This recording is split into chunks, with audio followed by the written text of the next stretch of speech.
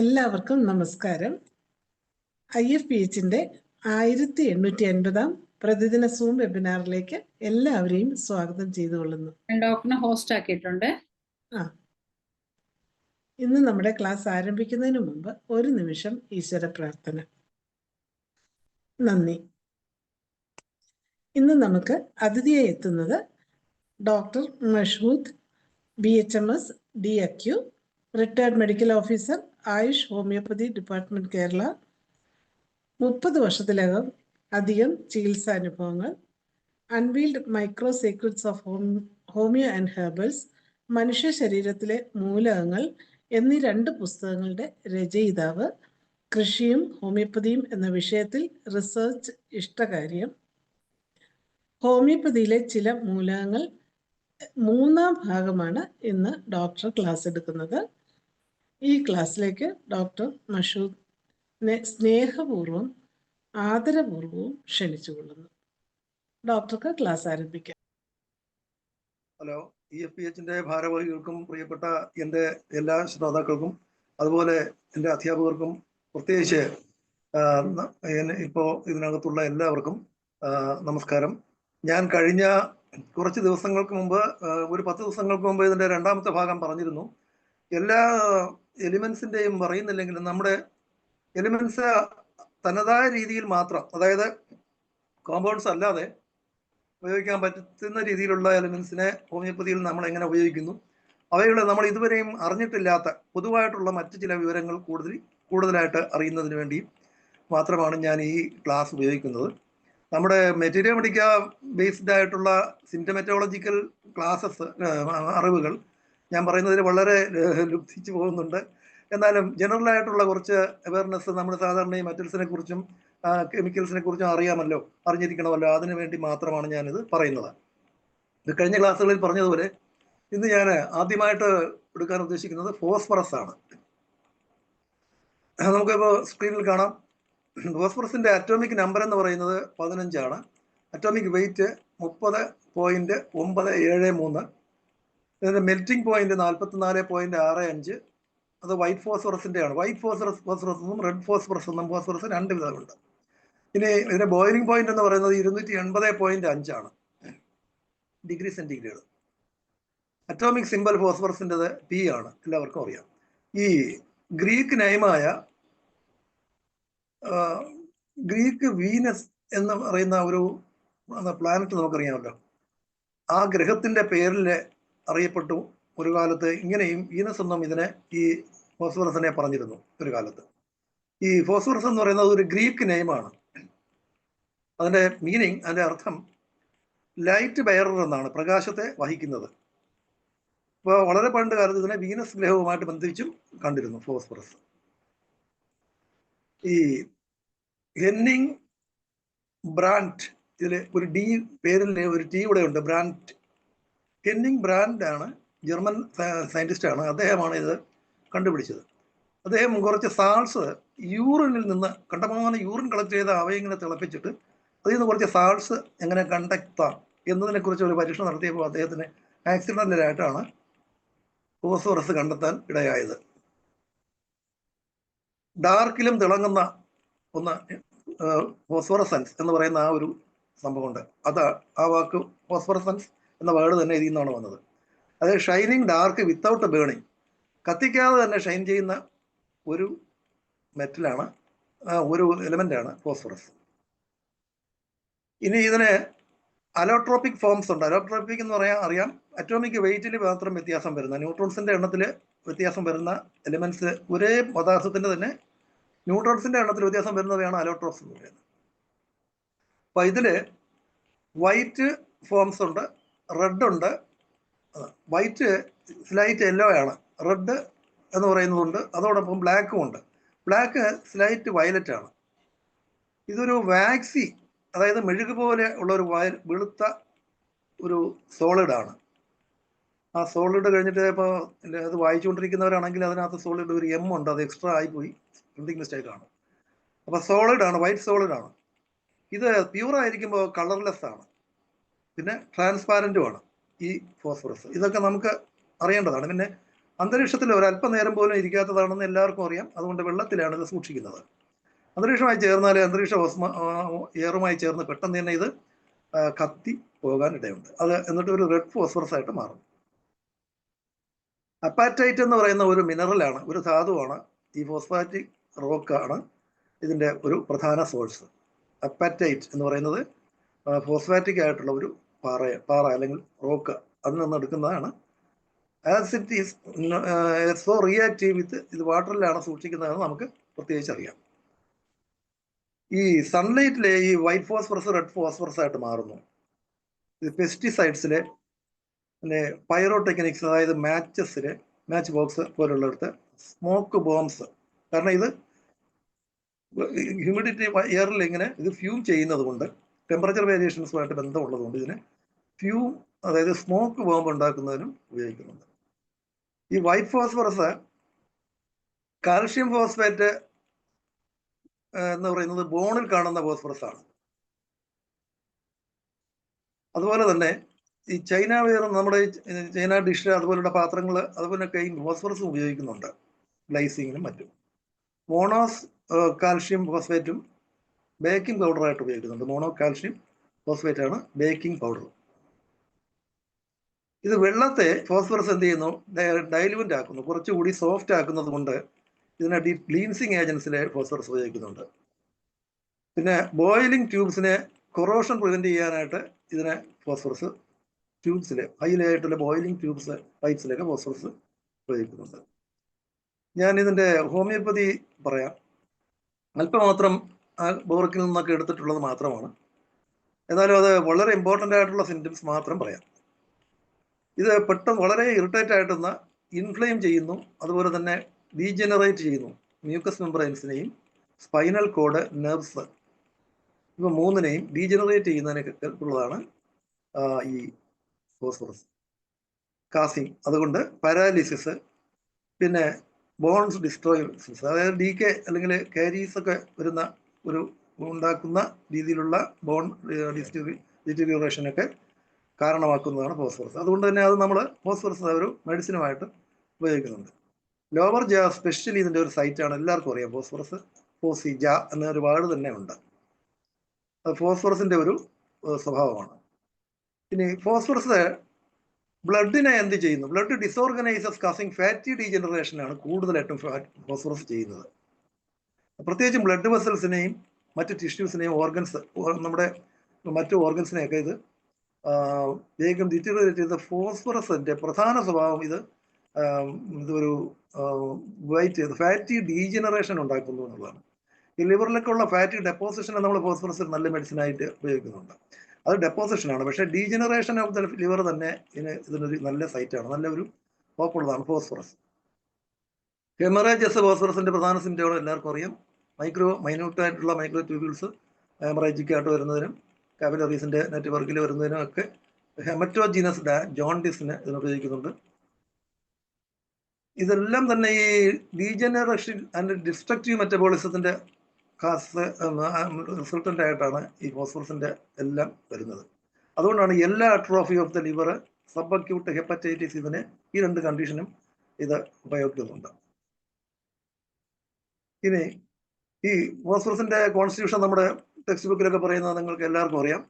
Tall slender person ആണ്, narrow ചെസ്റ്റഡ് ആയിരിക്കും, വിത്ത് thin transparent skin. ഈ ട്രാൻസ്പാരൻറ്റ് സ്കിൻ ഹെൽത്തി.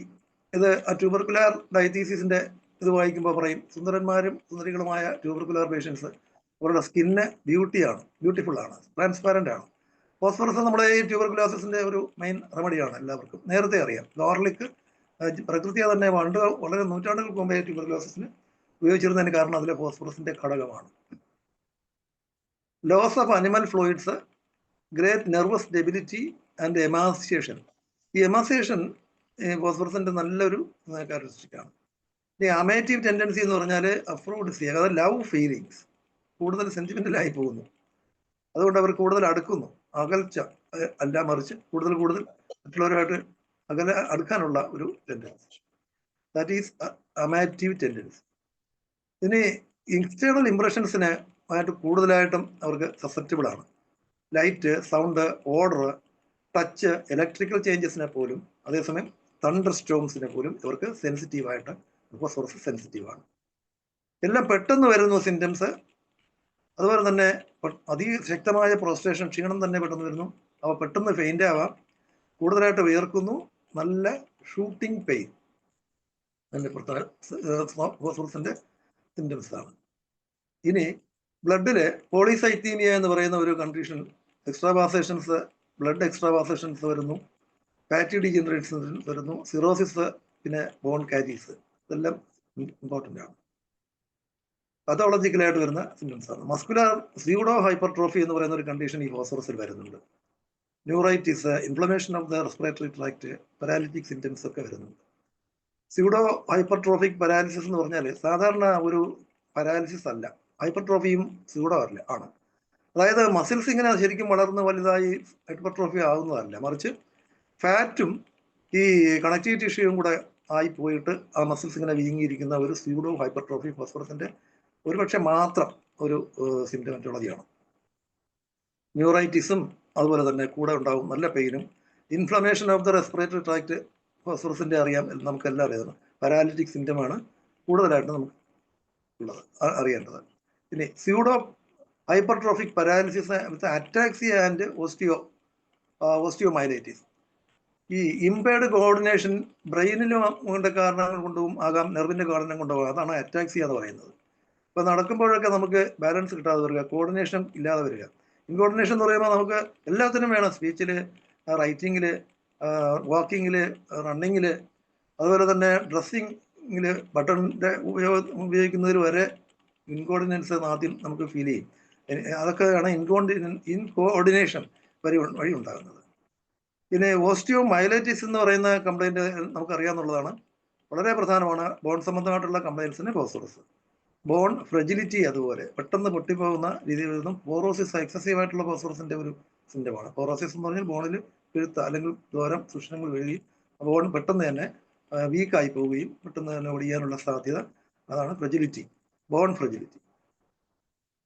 ഇനി ഒരു പൊതുവായിട്ടുള്ളൊരു കാര്യം പറയുന്നത്, ill effects of iodine and excessive use of salt and worse lying on, ലയിങ്ങിന്റെ സ്പെല്ലിംഗ് ഇവിടെ വ്യത്യാസമുണ്ട്. Worse lying on left side are modalities of phosphorus. ഫോസ്ഫറസിന്റെ മൊഡാലിറ്റീസ് ഈ അയഡിന്റെ എക്സസും സാൾട്ടും എപ്പോഴും അതിനെ അഫക്ട് ചെയ്യുന്നുണ്ട്. അതുകൊണ്ട് തന്നെ ഈ ലയിങ് ഓൺ ലെഫ്റ്റ് സൈഡ്.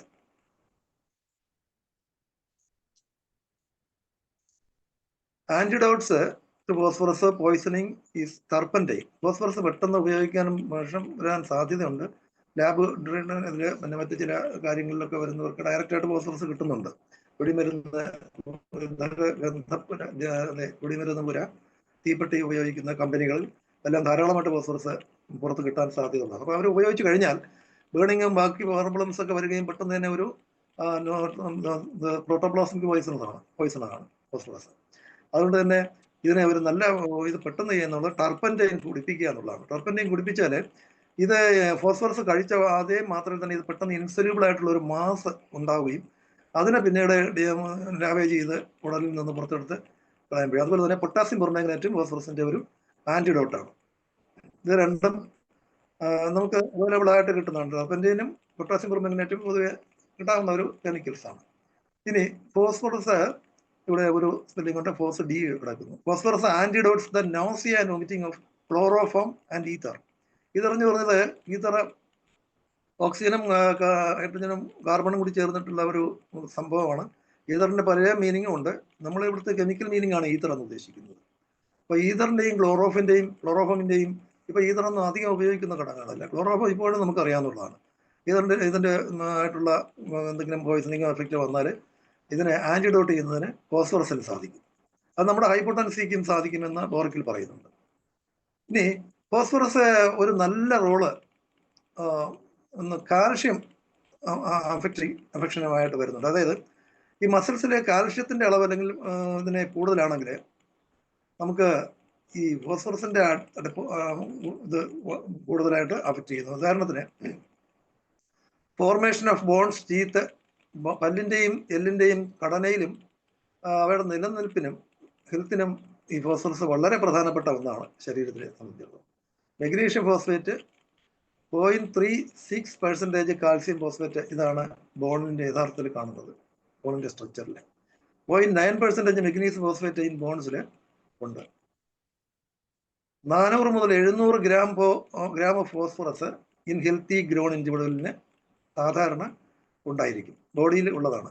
സാധാരണ നമുക്ക് 400 മുതൽ 700 gram of phosphorus in a healthy grown individual. Phosphorus ഒരു എനർജി ഗിവിംഗ് മോളിക്യൂൾസ് ആയിട്ടുള്ള നമ്മുടെ ബാറ്ററി, അതായത് സെല്ലിലെ ബാറ്ററി എന്ന് പറയുന്നത് മൈറ്റോകോൺട്രിയ. മൈറ്റോകോൺട്രിയയിൽ നടക്കുന്ന മെറ്റബോളിക് പ്രോസസ് ആയിട്ടുള്ള ATP ADS റിലീസ് ഞാൻ കഴിഞ്ഞ ക്ലാസ്സിലും പറഞ്ഞു. അതായത് എനർജി റിലീസിങ് പ്രോസസ്സാണ്. അഡിനോസിൻ ട്രൈഫോസ്ഫേറ്റ് ആകുന്നതിന് ഒരു എനർജി മോളിക്യൂൾ, ഒരു എനർജി വേണ്ടി വരുന്നു. അത് ഒരു ഫോസ്ഫേറ്റിനെയാണ് അവിടെ എടുക്കുന്നത്. ഒരു ഫോസ്ഫറസ് കൂടി ചേർക്കുമ്പോഴാണ് ADP ATP ആകുന്നത്, ഒരു മോളിക്യൂൾ. അതുപോലെ തന്നെ ATP എന്ന് പറയുന്നത് ട്രൈഫോസ്ഫേറ്റിൽ ഒരു ഫോസ്ഫേറ്റ് റിലീസ് ആകുമ്പോഴാണ് അവിടെ ഒരു എനർജി റിലീസ് ആവുന്നത്. ഇതാണ് മൈറ്റോകോൺട്രിയയിലെ എനർജി റിലീസ്. ഇതുപോലെ അനേകം എനർജി റിലീസ് പെട്ടെന്ന് നടന്നാണ് നമ്മുടെ ഒരു മസ്കുലർ റഷ്യർ ഒന്ന് മൂവ് ചെയ്യുന്നതിന് നാം സംസാരിക്കുന്ന നമ്മുടെ വേടിയിലുള്ള എനർജി മെറ്റബോളിസം അല്ലെങ്കിൽ എനർജി ട്രാൻസ്ഫറൻസ് ഒക്കെ ന്യൂറോണൽ ബേസിലാണെങ്കിലും ട്രാൻസ്ഫറൻസ്, കമ്മ്യൂണിക്കേഷൻ, ഇതെല്ലാം നടന്നു വരുന്നത് ഈ മൈറ്റോകോൺട്രിയയിലും ഒക്കെ ATP ആണ്. ഇതിന് പ്രധാനപ്പെട്ട ഘടകം ഫോസ്ഫറസ് ആണ്. ബ്രെയിൻ സെൽസിലും ഞാൻ പറഞ്ഞു വളരെ കൂടുതലായിട്ട് ഫോസ്ഫറസ് ഉണ്ട്. അതുപോലെ തന്നെ ഫോസ്ഫറസിന്റെ വേറൊരു പ്രത്യേകത എന്ന് പറഞ്ഞാൽ നമുക്കറിയാമല്ലോ, ഈ DNA സ്ട്രക്ചറിലെ ഒരു ഫോസ്ഫറസ് മോളിക്യൂളാണുള്ളത്, DNA. അത് വളരെ പ്രധാനപ്പെട്ടതാണ്. ഒരു DNA ഒരു ചെയിനിൽ ഒരൊറ്റ ബാറിൽ ഒരു ലാഡറിൽ അതിൽ ലാസ്റ്റിൽ വരുമ്പോൾ ഒരു മോളിക്യൂൾ ഓഫ് പ്രോട്ടീനും അതിനോട് ചേർന്ന ഒരു ഫോസ്ഫറസുമാണ് ഉള്ളത്. അങ്ങനെ ഫോസ്ഫറസിന് വളരെയേറെ പ്രാധാന്യം നമ്മുടെ ജീവന്റെ ഘടനയുമായിട്ടുണ്ട്. എന്നാൽ ഈ ഫോസ്ഫറസ് ആണെങ്കിൽ പ്രകൃതിയിലെ പുറമെയോ ഒരിക്കലും നേരിട്ട് കാണാൻ പറ്റില്ല. നമ്മളിപ്പോൾ മൈക്രോസ്കോപ്പിലൂടെ കണ്ടപ്പോൾ ഞാൻ ഈ പ്ലാന്റ്സിന്റെ പിക്ചറിൽ തന്നെ എനിക്ക് 1-2 പിക്ചർ കാണാൻ പറ്റി. നല്ല ഓറഞ്ചിലാണ് കൂടുതലായിട്ട് കാണാൻ കഴിയുന്നത്. അതിന്റെ പേര് തന്നെ ഓറഞ്ച് എന്നാണ്. അവർ ഈ അഞ്ചുന്നതാണ് ഓറോ എന്നുള്ളതാണ് എനിക്ക് പറയാൻ പോയത്. ഓറഞ്ചിലാണ് ഞാൻ ഈ ഫോസ്ഫറസ് പെട്ടെന്ന് കണ്ടു. നല്ല പിക്ചറായിരുന്നു, എടുത്തു. കുറച്ച് കഴിഞ്ഞ് ഉണങ്ങിപ്പോയപ്പോഴാ നീണ്ട എൻ്റെ പുസ്തകത്തിൽ ഞാനത് കൊടുത്തിട്ടുണ്ട്, കാണാം. നല്ല തിളങ്ങുന്ന വൈറ്റ് ആയിട്ടൊരു, എന്നാൽ നീളമില്ലാത്ത ഒരുമാതിരി നൂല്, നമ്മൾ ഈ വിളക്കിനൊക്കെ ഉപയോഗിക്കുന്ന ചെറിയ നൂലുണ്ടല്ലോ, തിരി, അതിങ്ങനെ കിടക്കുന്ന പോലെ പെട്ടെന്ന് കാണിക്കുകയും നല്ല തിളക്കം ഉണ്ടാവുകയും കുറച്ച് കഴിഞ്ഞപ്പോൾ അതിങ്ങനെ ഡീറ്റീരിയറേറ്റ് ചെയ്ത് പറയുന്നത് എനിക്ക് കാണാൻ കഴിഞ്ഞു. അതിൻ്റെ പിക്ചർ ഞാൻ നന്നായിട്ട് എടുത്ത് അതിനകത്ത് വെച്ചിട്ടുണ്ട്. അത് പിന്നീട് കാണാൻ കഴിഞ്ഞിട്ടില്ല. ഫോസ്ഫറസിലാണ് കാണുന്നത്. ഫോസ്ഫറസ് പിന്നെയും കാണാൻ കഴിഞ്ഞു. ഫോസ്ഫറസിൽ ഓറഞ്ചിൽ ഞാൻ കാണാൻ കഴിഞ്ഞു ഫോസ്ഫറസ്. അപ്പോൾ ഫോസ്ഫറസിന്റെ ആ ഒരു സ്വഭാവം ഈ പച്ചക്കറികളിലും ഉണ്ട്. അതായത് പെട്ടെന്ന് തന്നെ പ്രകൃതിയുമായി ചേർന്നാൽ ഡയറക്റ്റ് ഓക്സിജനുമായിട്ട് അത് കൺവേ ഇരിക്കുന്നില്ല. അതിന് ഇനി ബേസിക് മെറ്റീരിയൽ ഓഫ് ലൈഫ് എന്ന് പറയുന്ന ജീൻസിൽ DNA ഇത് പ്രധാനമായിട്ടുണ്ട്, ഞാൻ പറഞ്ഞു. ഇനി ഇതിന്റെ വേറൊരു glucose oxidation in tissues is the main function of phosphorus. ഗ്ലൂക്കോസിന്റെ ഓക്സിഡേഷൻ, സെൽ റെസ്പിറേഷൻ എന്ന് പറയുന്നത് എന്താണ് നമ്മൾ വായിച്ചിട്ടുണ്ട്. സെൽ റെസ്പിറേഷൻ എന്ന് പറയുന്നത് റെസ്പിറേഷനുമായിട്ട് ബന്ധമുള്ള ശ്വാസോച്ഛ്വാസ പ്രവർത്തനത്തിന് വഴി കിട്ടുന്ന ഓക്സിജൻ സെല്ലിൽ വെച്ച് ഗ്ലൂക്കോസ് തന്മാത്രയെ എനർജി ബേസിലേക്ക് മാറ്റി വരുന്നതിനുള്ള ഒരു എനർജി പ്രോസസ്സാണ്. അതാണ് സെൽ റെസ്പിറേഷൻ എന്ന് പറയുന്നത്.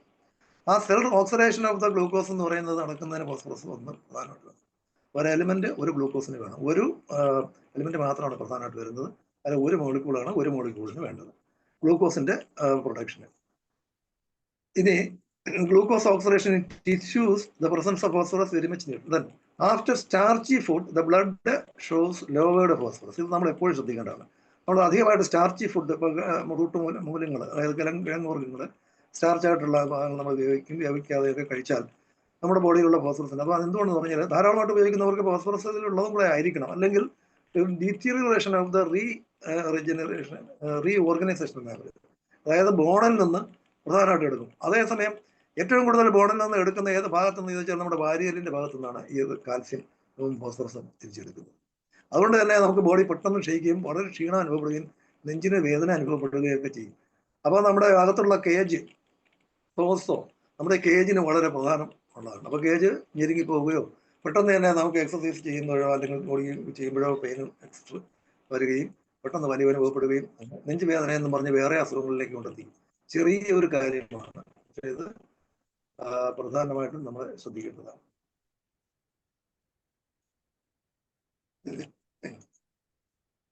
ഇത്രയും ഞാൻ പറഞ്ഞു. ഫോസ്ഫറസിന്റെ മെയിൻ കോമ്പോണന്റ് എന്ന് പറയുന്നത് ADP ATP ഞാൻ പറഞ്ഞു.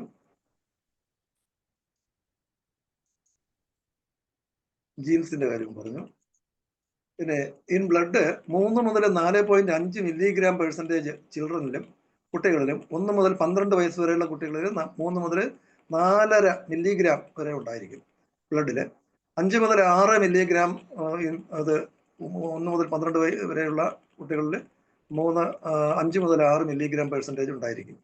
സാധാരണ നമ്മുടെ 3 മുതൽ 4 വരെയാണ് നമ്മുടെ ഒരു യങ് അഡൽട്ട് ബ്ലഡിൽ ഉണ്ടായിരിക്കുന്നത്.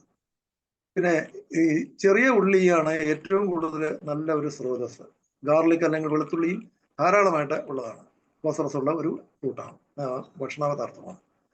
ഫ്രൂട്ട്സ് ആൻഡ് സെറിയൽസിൽ ധാരാളമായിട്ട് ഫോസ്ഫറസ് ഉണ്ട്. അതുകൊണ്ട് നമ്മൾ എപ്പോഴും ഫോസ്ഫറസ് ഡെഫിഷ്യൻ്റ് ഒരിക്കലും വരില്ല. കാര്യം നമ്മൾ ഈ അരി പോലുള്ള ചെറിയ സെറിയൽസ് കഴിക്കുന്നതുകൊണ്ട് ഓരോന്നിലും കുറച്ച് അതിൻ്റെ ആ എംബ്രിയോ എന്ന് പറയുന്ന ഭാഗത്ത് എല്ലാം ലേശമെങ്കിലും മോളിക്യൂൾസ് ഫോസ്ഫറസ് ഉണ്ടായിരിക്കും, അത് കരുതിയിരിക്കും. അതുകൊണ്ട് നമുക്ക് സെറിയൽസ് ചെറിയ ഇതൊക്കെ കഴിക്കുമ്പോൾ ധാരാളമായിട്ട് ഫോസ്ഫറസ് കിട്ടുന്നുണ്ട്. കാൽഷ്യം ഫോസ്ഫേറ്റ് എന്ന് പറയുന്നതാണ് സീഡിൽ കണ്ടിരിക്കുന്ന ചെറിയ ഘടകങ്ങൾ. പൊട്ടറ്റോ, അതായത് ഉരുളക്കിഴങ്ങ്, പാല്, beans, carrot, apple and beef നന്നായിട്ട് ഫോസ്ഫറസ് സപ്ലൈ ചെയ്യുന്ന ഫുഡ് ഐറ്റംസ് ആണ്. Green leafy vegetables contain phosphorus than calcium എന്നാണ്. കാൽഷ്യത്തിനേക്കാളും നമ്മളെല്ലാം കിട്ടണമെന്ന് മുരിങ്ങയിലേക്ക് നന്നായിട്ട് കാൽഷ്യം ഉണ്ട്. പക്ഷേ ഈ മുരിങ്ങയിലൊക്കെ ധാരാളമായിട്ട് കാൽഷ്യത്തെക്കാളും കൂടുതൽ ഫോസ്ഫറസ് ഉണ്ട്. ഇനി അനബോളിസം കാറ്റബോളിസം എന്ന് പറഞ്ഞാൽ അറിയാം, ഉപാപചയ പ്രവർത്തനം. ഉപാപചയം എന്ന് പറഞ്ഞാൽ അനബോളിസവും മറ്റേ അപചയം എന്ന് പറഞ്ഞാൽ കാറ്റബോളിസമാണ്, അറിയാമല്ലോ. അനബോളിസം എന്ന് ഉദ്ദേശിക്കുന്ന ഉപചയം എന്ന് പറഞ്ഞാൽ നമ്മുടെ ഈ പുറത്തുനിന്ന് കൊടുക്കുന്ന എല്ലാ മോളിക്യൂൾസും ലിവറിൽ വെച്ച് മെറ്റബോളിസ് ചെയ്ത് നമ്മുടെ ശരീരത്തിന് നിരക്കുന്നതായിട്ടുള്ള മോളിക്യൂൾസ് ആയിട്ട് മാറ്റുന്ന ആ ഒരു ഉണ്ടാക്കിയെടുക്കുന്ന പ്രക്രിയയാണ് ഉപചയം എന്ന് പറയുന്നത്. അത് ഉണ്ടാക്കി വെച്ച് കഴിഞ്ഞാൽ ഇപ്പോൾ ലിവറിൽ നിന്നോ സെല്ലിൽ നിന്നോ അത് തിരിച്ചെടുത്ത് നമുക്ക് വേണ്ടത്ര രീതിയിൽ അതിനെ അനബോളൈസ് ചെയ്ത് കാറ്റബോളൈസ് ചെയ്തെടുക്കുന്നു. എന്തിനാണെന്ന് ചോദിച്ചാൽ അപ്പോൾ പിരിഞ്ഞു വരുമ്പോൾ വരുന്ന എനർജി ഡിസ്ട്രിബ്യൂഷനും അതൊക്കെ ചെറിയ തന്തുക്കളായിട്ട് മാറ്റി ചെറിയ മോളിക്യൂൾസിനെ മാറ്റി നമ്മുടെ ജനറേറ്റീവ് പ്രോസസ്സ്, അതായത് ടിഷ്യൂ ജനറേഷന് വേണ്ടി ഹെൽപ്പ് ചെയ്യുന്നതിനും ഈ മെറ്റബോളിസത്തിൽ ഈ അനബോളിസം കാറ്റബോളിസം, അതായത് രണ്ടും കൂടി ചേർന്നാണ് മെറ്റബോളിസം എന്ന് പറയുന്നത്. അതിനെ ഉപയോഗിക്കുന്നതിന് ഫോസ്ഫറസ് വളരെ പ്രധാനമായിട്ടുള്ള ഘടകമാണ്. അലൂമിനിയം കണ്ടെയ്ൻസ് ഫുഡും ആൻറ്റാസിഡ്സ് ഇതിനെ അബ്സോർപ്ഷനെ റിഡ്യൂസ് ചെയ്യുന്നു. അതായത് ഇപ്പം നമ്മൾ അലൂമിനിയം കൂടുതലായിട്ട് കണ്ടന്റായിട്ടുള്ള ഫുഡ് ഇപ്പോൾ ധാരാളമുണ്ട്. പാചകം കഴിക്കുന്ന ഉണ്ടാക്കുന്ന പാത്രങ്ങളിൽ നിന്നെല്ലാം ഇത്രയും മൈക്രോ എലിമെന്റ്സ് അല്ലെങ്കിൽ മൈന്യൂട്ടായിട്ടുള്ള എലിമെന്റ്സ് എസെൻഷ്യലൊക്കെ കിട്ടുമ്പോൾ അലൂമിനിയത്തിനെ ഇങ്ങനെ നമ്മളിട്ട് അസ്തംബരം മാറ്റി മലയാളത്തിൽ പറഞ്ഞ് ചുരണ്ടി എടുത്ത് കഴിച്ചുകൊണ്ടിരിക്കുകയാണ് ദിവസം. അപ്പോൾ ഒരു പദാർത്ഥത്തിന്റെ ഇന്ററാക്ഷൻ കഴിഞ്ഞ ക്ലാസ്സിൽ ഞാൻ പറഞ്ഞു ഒരു എലിമെന്റിന്റെ അധിക മാത്രയിലുള്ള ഇത് മറ്റു പലതിനെയും മാസ്ക് ചെയ്ത് കളയുന്നു. അങ്ങനെ അല്ലെങ്കിൽ ചിലതിനെ മോക്ക് ചെയ്യുക എന്ന് പറഞ്ഞ മീൻസ് ഈ ഒരു എലിമെന്റിനെ തന്നെ അതാണോ എന്ന് അറിയാൻ വയ്യാതെ ഇങ്ങനെ മാറ്റിപ്പോകുന്നു. അതും ഒക്കെ സംഭവിക്കുന്നത് അലൂമിനിയം കണ്ടമാനം ഉപയോഗിക്കുന്നതുകൊണ്ടുള്ള ദോഷമാണ്. അല്ലെങ്കിൽ തന്നെ മൺപാത്രത്തിൽ എന്താണ് നമുക്ക് കിട്ടുന്നത്? ക്ലേ. പണ്ട് കാലത്ത് പോലും അതിൽ നിന്ന് നമുക്ക് കിട്ടുന്ന സിലിക്ക അലുമിനിയം തന്നെയാണ്. അപ്പോൾ അത് വേറൊരു രീതിയിൽ അതിനൊരു കോമ്പിനേഷൻ ഉണ്ട്. ഇപ്പോൾ പ്രകൃതിയെ ഉള്ളതിനല്ലേ അതിൻ്റെതായിട്ട് റേഷ്യോ ഇതിനെ കമ്പൈൻഡ് ആൻഡ് ബാലൻസ്ഡ് സ്റ്റേറ്റ്. അത് നമ്മുടെ ബോഡിയും അമിക്കബിൾ ആണ്. That means body can understand the thing. അതാണ് വേണ്ടത്. അതിനാണ് 24 തവണ നമ്മളിങ്ങനെ ഒരു പദാർത്ഥം ചവയ്ക്കണമെന്നാണ്. അപ്പോൾ അടുത്ത കാലത്ത് കണ്ടതാണ്. ഒരു വസ്തു എന്ത് കിട്ടിയാലും നാം ഇങ്ങനെ 10-24 പ്രാവശ്യം ഇങ്ങനെ കണ്ടിന്യൂസ് ആയിട്ട് ചൂ ചെയ്യുമ്പോൾ മാത്രമാണ് ഇതിനെക്കുറിച്ചുള്ള ആ മൈന്യൂട്ട് ആയിട്ടുള്ള ഇമ്പൾസും അതിൻ്റെ ഇലക്ട്രിക്കൽ ചാർജസും വഴിയൊക്കെ നമുക്ക് അതിനെക്കുറിച്ചൊരു വിവരം ഉണ്ടാകുന്നത്. അതൊരു അണ്ടർസ്റ്റാൻഡിങ് ഉണ്ടായി കഴിഞ്ഞാൽ പിന്നെ അത് ഫുഡാണ്, പ്രോബ്ലം ഇല്ല. അല്ലാതെ വാരി ഒളിച്ച് പിടിക്കുന്ന നമ്മളെ പോലുള്ളവർക്ക് അമിതമായിട്ട് കിട്ടുന്നത് ഇന്ന് അലൂമിനിയം പോലുള്ളതാണ്. ഈ സ്റ്റീലിലുള്ള കൊബാൾട്ട് എന്ന് പറയുന്ന ഒരു സാധനം നിക്കല് പുറത്ത് പൂശിയിട്ട് അൺടച്ചബിൾ ആയിട്ടുള്ള സ്റ്റീൽ പാത്രങ്ങളിലെല്ലാം നിക്കലൊക്കെയാണ് ഉപയോഗിച്ചത്.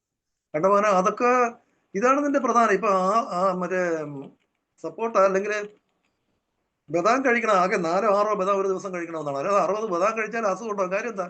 പ്രാകൃതികമായിട്ട് അതിനെ മനസ്സിലാക്കാനുള്ള ഒരു ബദാം കഴിക്കണമെങ്കിൽ അത് ആ കായ് തല്ലി പൊട്ടിക്കണം, അതിനകത്ത് തല്ലി പൊട്ടിച്ച് അതിനകത്ത് ഒരല്പം എടുത്ത് കഴിക്കണം. അപ്പോൾ അതിനു വേണ്ടിയുള്ള എനർജി വേറെയാണ്. അല്ലാതെ ഇങ്ങനെ ബദാം കൊണ്ട് പാത്രത്തിൽ കൂട്ടിയിട്ടിരിക്കുന്നതിനെയും കുടിവാരി കഴിച്ചുകൊണ്ടിരിക്കുന്നത് നമുക്ക് ഇതിനെക്കുറിച്ച് സാധാരണ രീതിയിൽ ചിന്തിക്കാവുന്നതേ ഉള്ളൂ. നമുക്കൊരു കാര്യം കഴിക്കുന്നതിനും ഒരു ഭക്ഷണം എടുത്ത് തിന്നുന്നതിനും നമുക്ക് നമ്മുടേതായിട്ടുള്ള ഒരു എനർജി നമ്മൾ ഉപയോഗിക്കുകയും അതിനുശേഷം നമ്മളത് കഴിക്കുകയും ചെയ്യും. അപ്പോൾ ഇൻഡസ്ട്രിയിൽ ഇത് കൂടുതലായിട്ടും ഈ അലൂമിനിയം ഉണ്ടാകാതിരിക്കാൻ അതുപോലുള്ള എലമെന്റ്സ് ഈ ഫോസ്ഫറസിന്റെ അബ്സോർപ്ഷനെ കൂടുതലായിട്ട് എതിർക്കുന്നതാണ്. ഇനി ഫോസ്ഫറസ് ഒരു പ്രോട്ടോപ്ലാസ്മിക് പോയിസൺ ആണ്. 60 മുതൽ 120 മില്ലിഗ്രാം ലീത്തലാണ്. 60 മുതൽ 120 മില്ലിഗ്രാം ലീത്തൽ എമൗണ്ട് ആണ്. ഡെഡ് കുക്കേഴ്സ് വിത്തിൻ 12 hours, 12 മണിക്കൂറിനകത്ത് മരണം സംഭവിക്കാം. ഹാർട്ട്, ബ്ലഡ് വെസൽസ് ആണ് പ്രധാനമായിട്ട് അഫക്റ്റ് ചെയ്യുന്നത്. ദേഹം മൊത്തവും ഒരു പൊള്ളുന്ന അനുഭവം ഉണ്ടാവുകയും പെട്ടെന്ന് തന്നെ ഇത് ഗ്രാജുവലായിട്ട് ഫോസ്ഫറസ് പോയിസണിങ്ങിന് വരുന്നതാണ്. ആപ്പറ്റൈറ്റ് പെട്ടെന്ന് നഷ്ടപ്പെടുകയും പെട്ടെന്ന് ഓർക്കാനും ഛർദി, വളരെ കൂടുതലായിട്ടുള്ള തേഴ്സ്റ്റ്, ദാഹം ഫോസ്ഫറസിന്റെ പ്രത്യേകതയാണ്. Stool smells like garlic odour. മലത്തിന് പോലും ഗാർലിക്കിന്റെ ഒരു ഓർഡർ, വെളുത്തുള്ളിയുടെ സ്മെൽ വരും ഫോസ്ഫറസിന്. ഇനി ഫോസ്ഫറസ് ഡെഫിഷ്യൻസി സിംറ്റംസ് എന്തൊക്കെയാണ്? Phosphorus in the teeth and bones എന്നാണ്. Phosphorus are deposited in the caries and they becomes easily brittle. പല്ല് എന്ത് പറയുന്നു? ബ്രിറ്റിൽ ആയി പോകുന്നു. പല്ലും എല്ലും പെട്ടെന്ന് തന്നെ നശീകരിച്ചു നാശോന്മുഖമാകുന്നു. ടയർ ആൻഡ് വെയർ ആണ്, അത് അറിയാമല്ലോ. ബോണിൽ വരുന്നത് ടയറാണ്. Body must keep a ratio of 2:1 എന്നാണ്. ഈ കാൽഷ്യവും ഫോസ്ഫറസും തമ്മിൽ എപ്പോഴും ഒരു ബോഡി 2:1 എന്നുള്ള രീതിയിൽ സൂക്ഷിക്കണമെന്നാണ്. Calcium porosis bones due to recovering reserved elements എന്നാണ്. ഇപ്പം ഞാൻ നേരത്തെ പറഞ്ഞ നമ്മുടെ ഭാര്യകളുടെ ഭാഗത്തു നിന്ന് അല്ലെങ്കിൽ സ്റ്റേർണത്തിൽ നിന്നാണ് കൂടുതലായിട്ട് ഇത് റിക്കവർ ചെയ്യുന്നത്, ഈ കാൽഷ്യം ഫോസ്ഫറസ്. ഇത് അത്യാവശ്യമായിട്ട് നമ്മുടെ ബോഡിയിൽ ബ്ലഡിൽ ഇല്ല, എന്നാൽ നീഡ് കൂടുതലാണ്. ഇപ്പം കൂടുതൽ സ്റ്റാർച്ച് കഴിച്ചാൽ തന്നെ നമുക്ക് എനർജിയിൽ കൂടുതലായിട്ട് ഡിസ്ട്രിബ്യൂഷൻ ഇതിനെ വേസ്റ്റ് ചെയ്യുന്നതിന് വേണ്ടി ഫോസ്ഫറസിന്റെ മെറ്റാബോളിസം നടക്കണം. അതിന് ഫോസ്ഫറസ് ബെല്ലിൽ നിന്ന് തിരിച്ചെടുക്കുന്നു, റിസോർപ്ഷൻ ഫ്രം ബോൺസ്. അതുകൊണ്ട് നമുക്ക് ഇത്തരത്തിലുള്ള ന്യൂക്ലിക് അസുഖങ്ങൾ, ഡെഫിഷ്യൻ്റ് ആയിട്ടുള്ള പ്രൊഡക്ഷനിൽ ഇത്തരത്തിലുള്ള ഡിസീസസ് ഇവയുമായി ചേർന്നുള്ള ഇത് ഡെപ്പോസിറ്റ് ചെയ്യാൻ സാധ്യതയുണ്ട്. ബോഡി എമാർഷിയേറ്റ് ചെയ്യുന്നു പെട്ടെന്ന്, പിന്നെ അത് ഗ്രോത്തിനെ ബാധിക്കുന്നു. ഈ ഫോസ്ഫറസ് അധികമായിട്ട് നന്നായിട്ട് ബാലൻസ്ഡ് ആണെങ്കിൽ നല്ല ഗ്രോത്ത്, ഹൈറ്റ് ഉണ്ടാകുന്നു. അത് കുറഞ്ഞു പോകുമ്പോൾ ഹൈറ്റ് റിട്ടാർഡായും. അലൂമിനിയത്തിന്റെ ഒരു സ്വഭാവമാണത്. അപ്പോൾ അലൂമിനിയം ഇന്ന് നമ്മൾ കൂടുതലായിട്ട് ഉപയോഗിക്കുന്നതുകൊണ്ട് മനുഷ്യന്റെ ഹൈറ്റ് കുറയുന്നു എന്നൊരു സ്റ്റഡി വളരെ അടുത്ത കാലത്ത് നടത്തിയിട്ടുണ്ട്. അതായത് ജനറലായിട്ട് നമ്മുടെ ഹൈറ്റ് കുറഞ്ഞുകൊണ്ടിരിക്കുകയാണ് മനുഷ്യർക്ക്. എന്തുകൊണ്ടാണ്? അലൂമിനിയമാണ് അതിന് കാരണം. അപ്പോൾ അതിന് കാരണം ഫോസ്ഫറസിന്റെ ഡെഫിഷ്യൻസി, ലഭ്യത ഇല്ലാതായി വരുന്നു എന്നുള്ളതാണ്. ഇനി ഫോസ്ഫറസ് യൂറിനിലും സ്റ്റൂളിലും വഴിയാണ് ഇത് പുറത്തേക്ക് പോകുന്നത്. അധികമായിട്ടുള്ള ഫോസ്ഫറസ് മലത്തിലൂടെയും മൂത്രത്തിലൂടെയും പുറത്തു പോകുന്നു. Gastric complains, diabetes, diarrhoea, dysentery ഇതിലുള്ള കണ്ടീഷൻസിൽ ഫോസ്ഫറസ് ഒരുപാടായിട്ട് നഷ്ടപ്പെടുന്നുണ്ട്. അന്നേരം നമ്മൾ എക്സ്ട്രാ ആയിട്ടുള്ള ഫോസ്ഫറസ് ബോഡിയിൽ സപ്ലൈ ചെയ്യേണ്ടി വരും. Magnesium, sodium, potassium, zinc are used for medications. മെഗ്നീഷ്യത്തിന്റെ ഫോസ്ഫേറ്റ് ഉണ്ട്, അതായത് മാഗ്ഫോസ്. സോഡിയത്തിന്റെ നാട്രം ഫോസ്, കാലിയത്തിന്റെ കാലിഫോസ്, സിങ്കിന്റെ സിങ്ക് ഫോസ്ഫേറ്റ്. ഇതെല്ലാം ഹോമിയോപ്പതിയിൽ ഉപയോഗിക്കുന്ന മെഡിസിൻസ് ആണ്. അതുപോലെ തന്നെ aluminium phosphate, zinc phosphate are deadly poisons. ഈ സിങ്ക് ഫോസ്ഫേറ്റ് നമ്മുടെ എലിവിഷത്തിന് പറയുന്ന പേരാണ് സിങ്ക് ഫോസ്ഫേറ്റ്. അലൂമിനിയം ഫോസ്ഫേറ്റും അതുപോലെ തന്നെ, ഇത് രണ്ടും മിക്സ്ഡ് ആണ്, എലിവിഷത്തിലൊക്കെയുള്ള ഘടകങ്ങളാണ്. അടുത്ത് ഇത്രയും ഞാൻ പറഞ്ഞു. നിങ്ങൾക്ക് ഇതിനെ ഈ ഫോസ്ഫറസിനെ കുറിച്ച് എന്തെങ്കിലും പുതുതായിട്ട് നമുക്ക് ലാസ്റ്റിൽ എന്തെങ്കിലും ഉണ്ടെങ്കിൽ ചോദിക്കാം. ഇപ്പൊ സൾഫർ ആണ് അടുത്ത് നെക്സ്റ്റ് ഞാൻ പറയാൻ പോകുന്നത്. ഈ സൾഫറിന്റെ അറ്റോമിക് നമ്പർ എന്ന് പറയുന്നത് 16 ആണ്. Atomic weight 32.06. Atomic symbol S. Boiling point 444.60. Melting point 119.6. ബോഡിയിൽ ഈ സൾഫർ അതുപോലെ തന്നെ ഉപയോഗിക്കുന്നില്ല. ഇതിന്റെ prime element for protein synthesis ആണ്. ഫോസ്ഫറസിന്റെ കാര്യം നെർവസിന്റെയും ബ്രെയിനിനും ഒക്കെ പറഞ്ഞെങ്കിലും അതിനേക്കാളും പ്രധാനമാണ് സൾഫർ. സൾഫർ നമ്മുടെ അനിമാൻസ് ആന്റി സോറിക് മെഡിസിൻ ആണ്.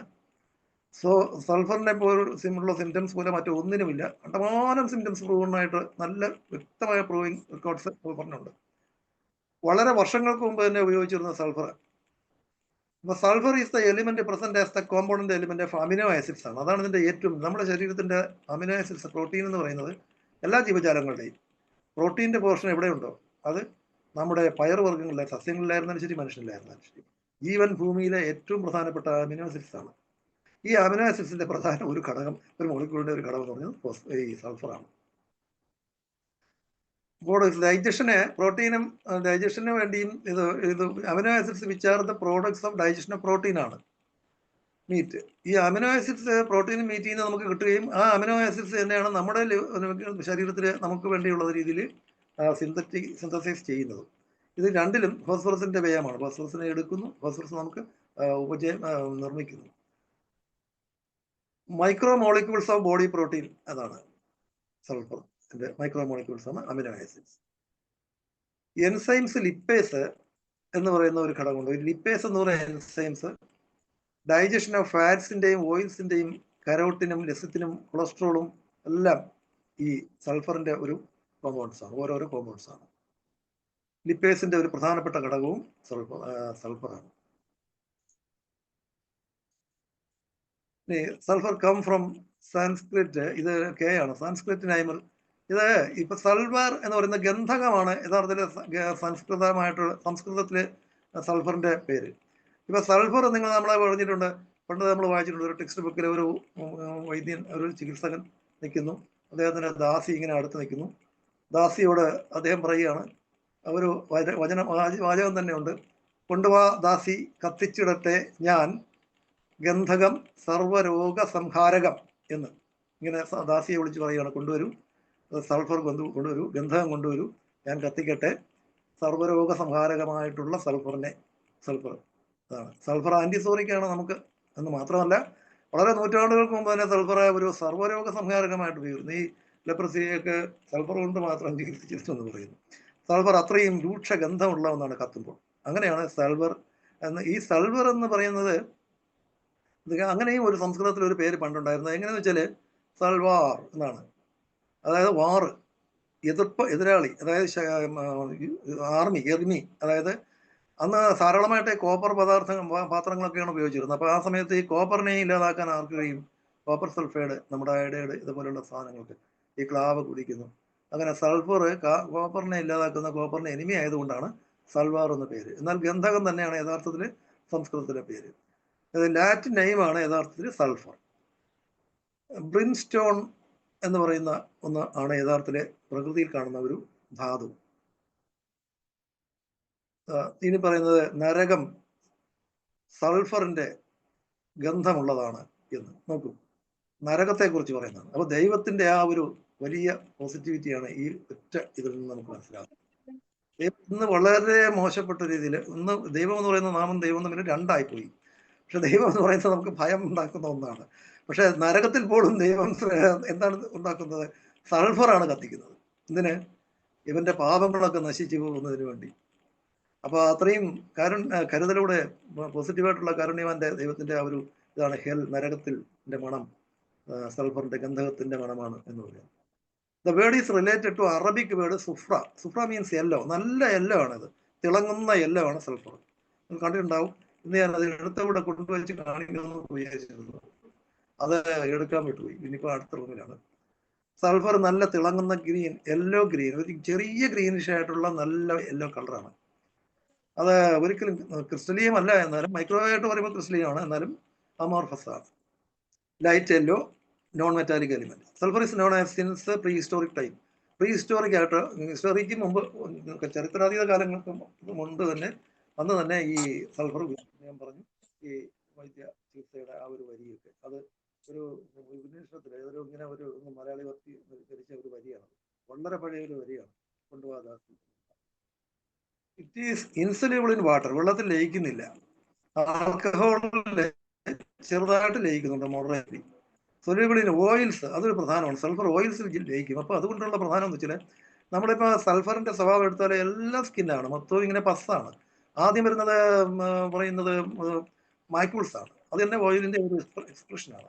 അത് കഴിഞ്ഞ് മാക്യൂള് തീർച്ചയായിട്ടും അത് പഴുത്ത് ഫസ്റ്റുകളായി വരുന്ന കേസിലാണ് സൾഫർ കൂടുതലായിട്ട് ഇൻഡിക്കേറ്റ് ചെയ്യുന്നത്. അതാണ് അത്രയും ഓയിലാണ്. ഞങ്ങളിപ്പോൾ ഈ സ്കിന്നിന്റെ ഇത്തരത്തിലുള്ള കംപ്ലയിൻസ് എല്ലാം ഞാൻ വെറുതെ പറയാറുണ്ട്, എണ്ണ ദൂഷ്യമാണ്. കാരണം മറ്റ് സാധാരണക്കാർക്ക് അങ്ങനെ പറയുമ്പോൾ എളുപ്പമാണ് കാണുന്നത്. നാട്രമൂറിന് എണ്ണയുടെ ഓയിൽ ഇങ്ങനെ ത്വക്കിലൂടെ വഴിഞ്ഞ് വരുന്നു എന്നൊക്കെ പറയുന്നുണ്ടെങ്കിലും അതിനേക്കാളും കൂടുതലായിട്ട് ഈ സൾഫറിന്റെ സ്കിന്നിന്റെ ആ ഒരു മെറ്റബോളിസം ഡീജനറേറ്റ് ചെയ്ത് പോയി കഴിഞ്ഞു. അങ്ങനെ എണ്ണ പുറത്ത് വരുന്നില്ല, എണ്ണ അകത്തിരുന്ന് തന്നെ ഇല്ലാതായി പുറത്ത് വരുന്ന ആ ഒരു അത് എന്തുകൊണ്ടാണ്? ഈ സൾഫർ ഓയിലിൽ ലയിക്കുന്നതാണ്. എന്തെങ്കിലും മോശപ്പെട്ട ഓയിൽ ഉള്ളിൽ ചെല്ലുമ്പോൾ അത് ഈ സൾഫറിനെ ഇരിക്കാൻ സാധിക്കാതെ ഇല്ലാതാക്കുകയും അങ്ങനെ മോളിക്കുലാർ ചേഞ്ചസ് വരുന്നു. നമ്മുടെ മൈക്രോ ബയോകെമിക്സിന്റെ കാര്യത്തിലെ മോളിക്കുലാർ മോഷൻ എന്നാണ് പറയുന്നത്. അതെന്താണ്?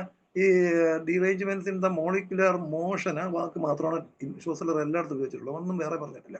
എല്ലാവരും അത് എടുത്തെഴുതിയവരും പഠിച്ചവരും ഒക്കെ ആ വാക്ക് പറഞ്ഞു. മോളിക്കുലർ മോഷൻ അത് തന്നെയാണ് ഇന്ന് നടക്കുന്നത്. വാട്ട് ഈസ് ദാറ്റ് എന്ന് വെച്ചാൽ ദാറ്റ് ഈസ് ദാറ്റ്. അതിനെക്കുറിച്ച് കൂടുതലൊന്നും നമുക്ക് പറയാനില്ല. മോളിക്കുലർ ഇൻബാലൻസ്ഡ് ആയി മോളിക്കുലറിന്റെ സ്ഥിതി നഷ്ടപ്പെടുന്നു എന്നുള്ളതാണ്. അതിന് ഓറിയന്റേഷൻ ഞാൻ വരുന്ന ക്ലാസ്സിൽ വീണ്ടും വരുന്ന 2-3 പേജ് മറിക്കുമ്പോൾ ഞാൻ ഒരു കാര്യം കൂടെ പറയാം. അത് നിങ്ങൾക്ക് ഇത് മനസ്സിലാവും. ഫിസിക്കൽ പ്രോപ്പർട്ടീസ് ടെമ്പറേച്ചർ റിലീസ് ആവുന്നതനുസരിച്ച് ഫിസിക്കൽ പ്രോപ്പർട്ടി മാറിക്കൊണ്ടിരിക്കും സൾഫറിന്റെ. അത് സൾഫറിന്റെ ഒരു പ്രത്യേകതയാണ്. ബോഡിയിൽ പനിക്ക് ഏറ്റവും കൂടുതൽ നാം കൊടുക്കുന്നത് സൾഫറാണ്. എന്തുകൊണ്ടാണ്? ബോഡി ടെമ്പറേച്ചർ മാറുമ്പോൾ സൾഫറിൻ്റെതാണ് മാറുന്നത്. അപ്പോൾ നമ്മൾ പെട്ടെന്ന് സൾഫർ തന്നെ സപ്ലൈ ചെയ്യണം. ഒരു ഡോസ് സൾഫർ ഏതൊരു പുസ്തകം ഞാൻ വായിച്ചു, ഞാനത് പലപ്പോഴും കണ്ടിട്ടുള്ളതാണ്. ഒറ്റ ഡ്രോപ്പ് ഇൻ ഒരു സിസ്റ്റം വാട്ടർ, അതായത് അത്രേ പറയാൻ പറ്റുള്ളൂ. ഒരു ചെറിയ ബോട്ടിലോ ഒരു സ്പൂണായിരുന്നാലും ഒരു 1/4 ഗ്ലാസ് വെള്ളമായിരുന്നാലും ഒരു ഡ്രോപ്പ് ഒഴിച്ചിട്ട് അത് കൊടുത്ത് നോക്കും, 1 ഡിഗ്രി ടെമ്പറേച്ചർ പെട്ടെന്ന് പറയും. ഞാൻ ഒരുപാട് തവണ കണ്ടിട്ടുള്ളതാണ്. പക്ഷേ 2 ഡ്രോപ്പ് ഒഴിച്ച് നോക്കൂ, അത് കാണുന്നില്ല. ഇത് നമ്മുടെ ഈ എക്കണോമി മീൻസ് നമ്മുടെ മറ്റേ മോഡസ് ഓപ്പറണ്ടി, എക്കണോമി ഓഫ് മോഡസ് ഓപ്പറണ്ടിയെ സംബന്ധിച്ചിടത്തോളം വളരെ ഇമ്പോർട്ടൻ്റ് ആയിട്ടുള്ള ഒരു ഫാക്റ്റാണ്. ഞാൻ കണ്ടിട്ടുള്ളതാണ്. ഞാൻ ഒരിക്കലും ഒരു സ്റ്റുഡൻറ്റിനെ ഇങ്ങനെ ഞാൻ പറഞ്ഞു കൊടുക്കുകയും ചെയ്തു. അയാൾ അത് കണ്ടു. കുട്ടിക്ക് പെട്ടെന്ന് തന്നെ 1 ഡിഗ്രി സെൻറ്റിഗ്രേഡ് കവർ ചെയ്യുന്നത് കണ്ടു. പക്ഷേ 2 ഡ്രോപ്പ് ആയാൽ അത് കാണുന്നേ ഇല്ല. നമ്മൾ ഒറ്റ ഡ്രോപ്പ് ദാറ്റ് ആ സിസ്റ്റം പെട്ടെന്ന് അറേഞ്ച്ഡ് ആവുന്നു. ദാറ്റ് ഈസ് അലൈൽ കോമ്പൗണ്ട്സിന് ഇങ്ങനെ ഒരു സ്വഭാവമുണ്ട്. ഇപ്പോൾ അലൈൽ എന്ന് പറഞ്ഞാൽ ഓട്ടോമാറ്റിക് ആയിട്ട് ഇങ്ങനെ സിസ്റ്റം ക്ലിയർ ആവുന്ന ഒരു ഏർപ്പാടാണ്. ലത്തീഫ് സാറിന്റെ അലൈൽ കോമ്പൗണ്ട്സിനെ പറ്റി നിങ്ങൾ കേട്ടിട്ടുണ്ടായിരിക്കും. ഞാൻ അന്ന് എടുത്തു പറഞ്ഞു. ഈ അലൈൽ എന്ന് പറയുന്ന ഒരു സാധനം ഈ ഹോമിയോ മെഡിസിൻസ് കൊടുക്കുമ്പോൾ അതിൽ പ്രൊഡ്യൂസ് ചെയ്യുന്നത് കൊണ്ട് അതിന്റെ സ്മെല്ല് കൊണ്ടാണ് ആരോമാറ്റിക് ആയിട്ട് മറ്റേ ഈ ജന്തുജാലങ്ങൾക്ക് മാറ്റം വരുന്നതെന്നും ആ കോമ്പൗണ്ടാണ് അത് നശിച്ചു പോയാൽ കാണുന്നില്ലെന്നും വരുന്നത്. അത് ഉണങ്ങിയ തടി എലി കാർന്ന് തിന്നുന്നു, ജീവിച്ചിരിക്കുമ്പോൾ എലി തടി കാർന്ന് തിന്നില്ല. ഇത് ഞാൻ കണ്ടതാണ്. ഈ കാര്യം ഞാൻ കണ്ടതാണ്. പക്ഷെ അത് എനിക്ക് നല്ല ബോധ്യപ്പെട്ടു. ഇദ്ദേഹത്തിന്റെ ആ ഇലയിലെന്ന് കേട്ടപ്പോൾ ഞാനത് എഴുതി വെച്ചിരിക്കുകയായിരുന്നു. അലൈൽ കോമ്പൗണ്ട്സിനെ കുറിച്ച് ഞാൻ നാളുകൾക്ക് മുമ്പേ ഒരു പേജിൽ ഇങ്ങനെ ഇതിന് ഈ ആട്ടോ റിയാക്ഷൻ ഉണ്ട്. അലൈലെന്ന് പറഞ്ഞാൽ പ്യുവർലി സൾഫർ കോമ്പൗണ്ട്സ് ആണ്. വെളുത്തുള്ളിയിൽ കൂടുതൽ ഉള്ളത് അലിസിനാണ്. അലിസിൻ അതിൽ കൂടുതലായിട്ടുള്ളത് സൾഫറാണ്. സൾഫറും ഫോസ്ഫറസുമാണ്. സൾഫറിന്റെ ആ ഒരു സ്വഭാവം വളരെ ഇമ്പോർട്ടൻ്റ് ആണ്. ആട്ടോ organisation of the molecular chain. അതിങ്ങനെ ഓട്ടോമാറ്റിക് വാച്ച് ഉണ്ടോ, നമ്മളൊന്ന് കുലുക്കുമ്പോൾ തന്നെ അതിങ്ങനെ കറങ്ങി തിരിഞ്ഞ് റെഡിയാവും. അതുപോലെ ആ വാച്ച് കുലുക്കുമ്പോൾ തന്നെ ആ സൗണ്ട് കേൾക്കും. അതുപോലെ ഒരു സൗണ്ട് വരെ എനിക്ക് ഫീൽ ചെയ്തു ഈ അലൈൽ എന്നുള്ള വേർഡ്. ഇനി സൊല്യൂബിൾ ആണ് എക്സ്ട്രീംലി കാർബൺ ഡൈ സൾഫൈഡ് എന്ന് പറയുന്ന ഒരു സാധനത്തിൽ. ഇതൊക്കെ കെമിക്കൽ ഹിസ്റ്ററി അറിയാവുന്നവർക്ക് കാർബൺ ഡൈ സൾഫൈഡൊക്കെ വളരെ പ്രാമുഖ്യമായിട്ടുള്ള ചില എലിമെന്റ്സ് കോമ്പൗണ്ട്സ് ആണ്. ഈ 16th എലിമെന്റ്സ് ആണ് എർത്ത് ക്രസ്റ്റിലെ സൾഫർ. 16ാമത്തെ അളവിൽ വരും. 1ാമത്തത് നമുക്കറിയാം, പിന്നെ 2ാമത്തതും അറിയാം.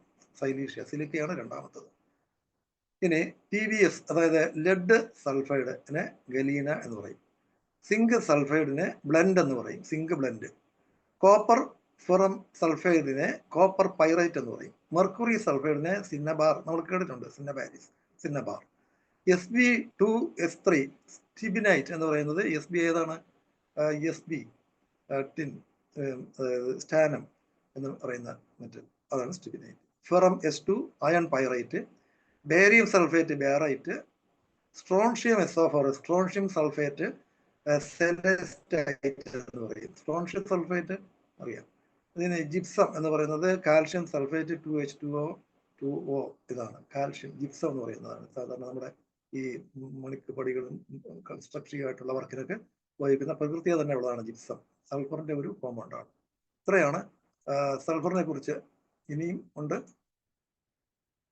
Commonly used production of sulphates. Sulphuric ആസിഡിനും സൾഫർ ഉപയോഗിക്കുന്നുണ്ട്, സൾഫർ ഡയോക്സൈഡിനും ഉപയോഗിക്കുന്നുണ്ട്.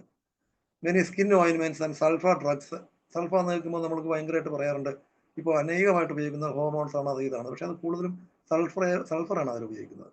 പക്ഷേ സൾഫർ അധികമായിട്ട് ഉപയോഗിക്കുന്നത് കൊണ്ട് തന്നെ സൾഫർ ഡ്രഗ്സ് നമുക്ക് നമ്മൾ അവരുടെ എല്ലാം ആൻറ്റി ആണ്. നമ്മൾ സൾഫർ അധികം ഉപയോഗിക്കുന്നത് ഒരു കണക്കിന് നല്ലതാണ്. കാര്യം എന്ന് പറഞ്ഞാൽ ഇന്നത്തെ കാലത്ത് എന്നല്ല അന്നത്തെ കാലത്തും എല്ലായ്പ്പോഴും നമ്മളെപ്പോഴും പറയാറുണ്ട്, ധാരാളമായിട്ട് പൊള്യൂട്ട് ചെയ്തു അലോപ്പതി കൊണ്ട് പ്രത്യേകിച്ചും മോഡേൺ മെഡിസിൻ കൊണ്ട് പൊള്യൂട്ട് ചെയ്ത ഒരു കേസ് വരികയാണെങ്കിൽ അത്രയും ഈസിയാണ്.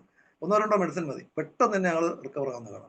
എന്താണെന്ന് ചോദിച്ചാൽ ഇതാണ്, ഒരു എലമെന്റ് അധികമായാൽ മറ്റു എലമെന്റിനെ എല്ലാം അത് ബാധിക്കും.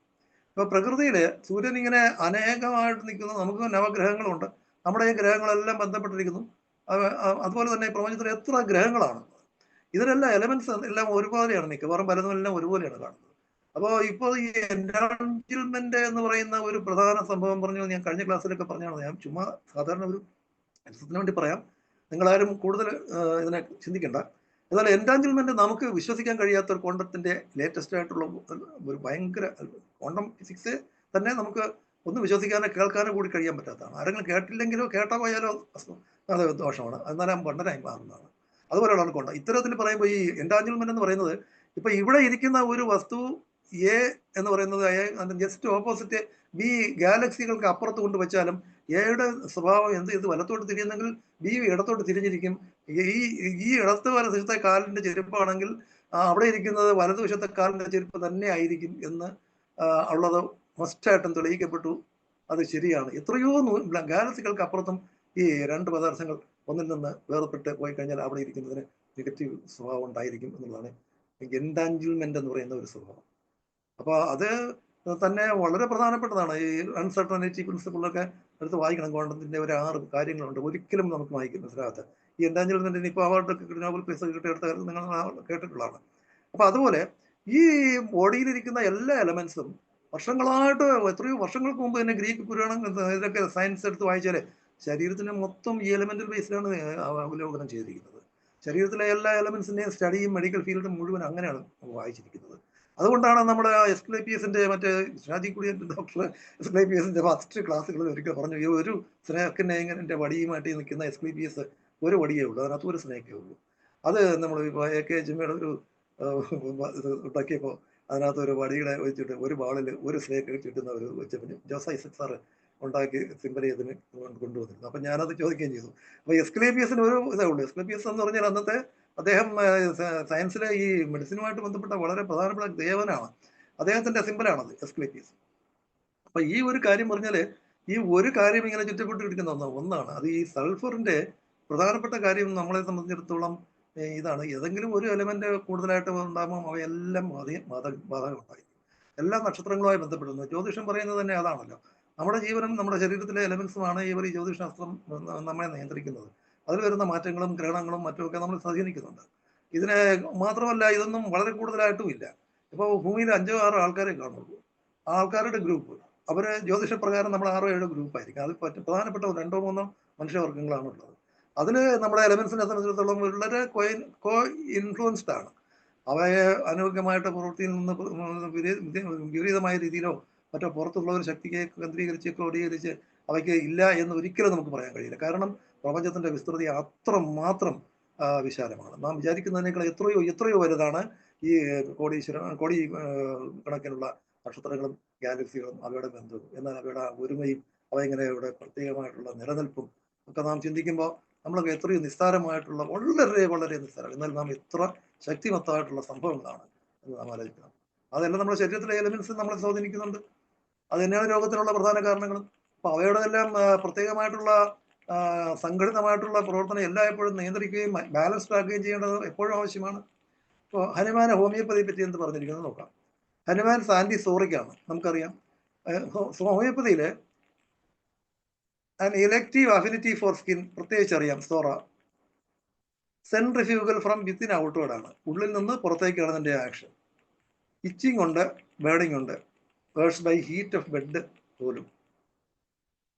ഇനി inertia and relaxation of fibre, ഇത് പ്രധാനമാണ്. അതായത് ഫൈബേഴ്സ് ഇനേർഷ്യയാണ്, ഫൈബേഴ്സിന് അധികം മൂവ്മെന്റ് ഇല്ല, എന്ന റിലാക്സേഷനുമാണ്. ബോഡി പെട്ടെന്ന് റിലാക്സ് ആയി പോകുന്ന മസിൽസ്. ഇത് ക്യാരക്ടറൈസ് ഫീബിൾനെസ് ആണ് ഇതുകൊണ്ട് ഉണ്ടാകുന്നത്. സ്റ്റോൺ ഫീബിളായി പോകുന്നു. എബിലിഷൻസ് ഓഫ് ഹീറ്റ്, പെട്ടെന്ന് അധികമായിട്ടുള്ള ചൂട് ഇങ്ങനെ ആ വായു വേഗം ഇങ്ങനെ അതിച്ചതിച്ച് വരുന്നതായിട്ട് പറയും. ഡിസ്ലൈക്ക് ഓഫ് വാട്ടർ, വെള്ളം ഒരിക്കലും പാടില്ല ഇങ്ങനെയാണെങ്കിൽ. സൾഫർ വെള്ളമായിട്ട് വളരെ അലർട്ടാണ്. അതെ, എക്സ്ട്രാ ആയിട്ട് സെൻസിറ്റീവാണ്. വെള്ളം ഒരിക്കലും പാടില്ല, കുളിക്കുന്നില്ല. പിന്നെ അതുപോലെ തന്നെ ഹെയർ നനയ്ക്കാനേ പാടില്ല, ശരീരം നനയ്ക്കുന്നില്ല, വെള്ളം കുടിക്കുന്നില്ല. സ്കിന്നും മറ്റേ ഭാഗങ്ങളും റെഡ് ഓറിഫൈസസ്, ഈ ഓറിഫൈസസ് റെഡ് അത് ഇമ്പോർട്ടൻ്റ് ആയിട്ട് നമ്മുടെ ഈ സൾഫറിനാണ് കൂടുതലായിട്ടും ഈ പറയുന്നത്. ഓറിഫൈസസ് റെഡാണ്. അതെന്തുകൊണ്ടെന്ന് വെച്ചാൽ എല്ലാ സമയവും അവിടെ പുനർജനിയും ഈ റിലാക്സ്ഡ് ആയിട്ടിരിക്കുന്നത് എപ്പോഴും ഇരിക്കില്ലല്ലോ. അവിടെ റിലാക്സ്ഡ് ആയി പോയാൽ പിന്നെ ആ പോർഷൻ എപ്പോഴും ഡെജാവുകയാണ്. അപ്പോൾ ഇങ്ങനെ ഈ ലൈഫ് സ്പാൻ കുറയുന്നതുകൊണ്ട് പുതിയ പുതിയ ഭാഗങ്ങളും ഉണ്ടായിക്കൊണ്ടിരിക്കുന്നു. അതാണ് റെഡ് അലർട്ട്. അതുകൊണ്ടാണ് ബേണിംഗ് കൂടുതലായിട്ട് വരുന്നത്, ഹീറ്റ് അവിടെ കണ്ടമാനമായിട്ട് വരുന്നത്. എവിടെ പുതിയ പുനർജന്യം ഉണ്ടാകുന്നു അല്ലെങ്കിൽ ഡെഡ് നടക്കുന്നു അവിടെ ഹീറ്റ് ഇങ്ങനെ വന്നുകൊണ്ടിരിക്കും. ഈ ഹീറ്റ് എനർജി ഇന്നത്തെ നമ്മളിപ്പോൾ ഒരുപാട് എനർജിയെ കുറിച്ച് പറയുന്നെങ്കിലും അധികം മാത്രം വായിച്ചിട്ടില്ലാത്തതാണ് ശരിക്കും പറഞ്ഞാൽ. ഹീറ്റിന്റെ മാത്രം പഠിച്ചാൽ നമുക്ക് ഹോമിയോപ്പതിക്കാർക്ക് ഒരുപാട് പ്രയോജനമുണ്ട്. ഹീറ്റ് എനർജിയുടെ ഒരു സവിശേഷ ഗുണമായിട്ടുള്ള ഹീറ്റ് എനർജി. ഒരുപാട് തരത്തിലെ എനർജിയെ പറ്റി പറയുന്നുവെങ്കിലും ഹീറ്റാണ് എനർജിയിൽ ഏറ്റവും കൂടുതൽ എൻതാൽപ്പി എന്ന് പറയുന്ന ഭാഗമൊക്കെ നമ്മൾ ജീവനുമായിട്ട് ബന്ധപ്പെട്ടത് വളരെ പ്രധാനപ്പെട്ടതാണ്. ഇനി standing is the best position of sulphur patients എല്ലാവർക്കും അറിയാം. സിങ്കിങ് ഫീലിംഗ് ലവണേയം വളരെ കൂടുതലാണ്. ആമാശയത്തിൻ്റെ ഈ നടുക്ക് തന്നെ ഇങ്ങനെ ഒരു സിങ്കിങ് ഫീലിംഗ്. പിന്നെ കാറ്റ്നാപ്പ് സ്ലീപ്പ് എന്ന് പറഞ്ഞാൽ പൂച്ച കുറച്ച് ഒന്ന് മയങ്ങുന്നു, അതിനെ ഒന്ന് ഹെൽത്തി ആവാൻ വേണ്ടി മാത്രം. ഡീപ്പ് സ്ലീപ്പ് അല്ല, അന്നേരം സ്ലീപ്പില്ല പൂച്ച. അതിനെയാണ് കാറ്റ്നാപ്പ് സ്ലീപ്പ് എന്ന് പറയുന്നത് പൂച്ചയുടെ. Dirty filthy person prone to skin affections, ഇതും നമുക്ക് അറിയാം. ഇത്രയുമാണ് സൾഫറിന്റെ homoeopathy. Aversion to be washed when carefully selected remedy fails to act, especially in acute diseases. Complaints that relapse general offensive character of discharges. ഈ general offensive character of discharges സൾഫറിന്റെ പ്രത്യേകിച്ചുള്ള ആ smell and എക്സലേഷൻസ്, അതിന്റെ വിയർപ്പിലും ഉപ്പിലും ഒക്കെ വായുടെ സ്മെല്ലും ഒക്കെ പ്രത്യേകിച്ച് ഇതിനെ അറിയാൻ കഴിയും. Very red lips and face flushes easily. Often great use in beginning the treatment of chronic diseases and in finishing acute works. Acute case finish ചെയ്യുന്നതിന് സൾഫർ, ക്രോണിക് കേസ് സ്റ്റാർട്ട് ചെയ്യുന്നതിനാണ്. അവിടെ തന്നെ ആ centrifugal action of the sulphur വളരെ പ്രധാനമാണ്. സോറയുടെയും ഇവ രണ്ടുമായി ബന്ധപ്പെട്ട ഒന്നാണ് ഈ സിംറ്റം. അതായത് അക്യൂട്ട് കേസ് നമുക്ക് എൻഡ് ചെയ്യുന്നതിനാണ്, ഫിനിഷ് ചെയ്യുന്നതിന് ഉപയോഗിക്കാം. അതേസമയം ക്രോണിക് കേസ് സ്റ്റാർട്ട് ചെയ്യുന്നതിനാണ്.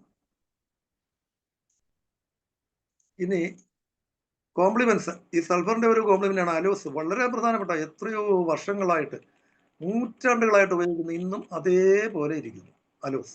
ഈ അലോസ് സെക്രട്ടറിന് എന്തുമാത്രം കറ്റാർവാഴ നമ്മുടെ വീട്ടിലുണ്ട്. അലോസ് ആണ് അത്. സെക്രട്ടറിനെ അല്ല, അത് വേറൊരു ടൈപ്പാണ് നമ്മുടെ നാട്ടിലുള്ള അലോസ്. എന്നാലും അലോസിന്റെ സ്വഭാവം കിട്ടും.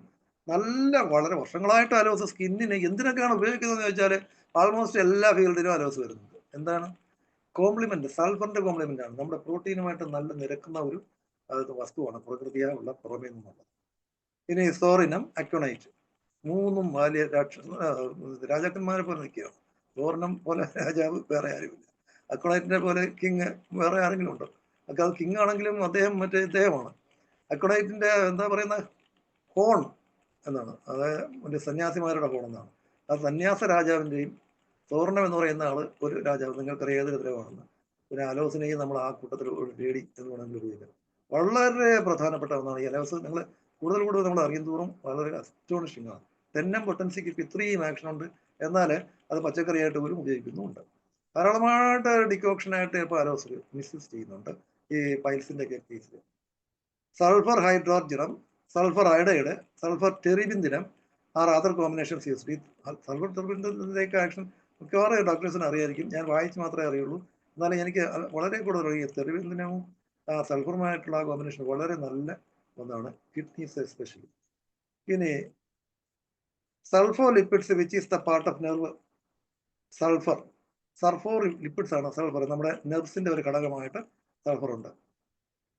ഇനി സൾഫർ ബോഡിയിൽ എന്തെല്ലാം ഏതായിട്ടാണ് കാണുന്നത്? ഗ്ലൂട്ടാത്തയോൺ എന്നാണ് രീതിയിലാണ് കാണുന്നത്.